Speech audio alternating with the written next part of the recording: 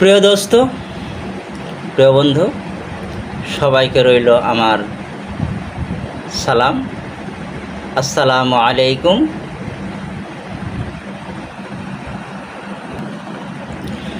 আমি আজ সূরা কাউসারের বাংলা তর্জমা ও আলোচনা নিয়ে আসছি। কোরআন মাজিদে সবচেয়ে ছোট্ট একটি সূরা কাউসার। এই সূরা কাউসারের অনেক ফজিলত রয়েছে। ওদিকে যাচ্ছি না, অনেক লম্বা এর আলোচনা। আমি সংক্ষিপ্ত কিছু আলোচনা করছি।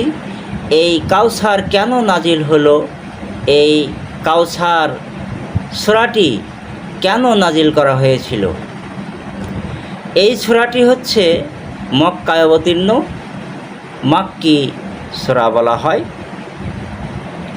এই সূরাটিকে মাক্কি সূরা বলা হয়। নবী করিম সাল্লাল্লাহু আলাইহি সাল্লামকে কাফের মুশরিক বেউদিন ইহুদি নাসারা যারা ছিল, তারা ঠাট্টা বিদ্রূপের চোখে দেখত। বিভিন্ন ধরনের অকথ্য কথায় গালিগালাজ করত। অনেক কিছু কথাবার্তা তারা বলে থাকে বা বলতো। কি বলতো শুনুন তাহলে।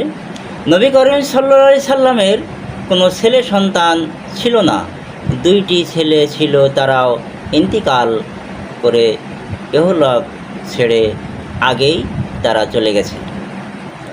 নবী করিম সাল্লাল্লাহু আলাইহি সাল্লামের মাত্র 3টি মেয়ে ছিল, ফাতেমা, উম্মে কুলসুম, আরেকজন মেয়ে ছিল।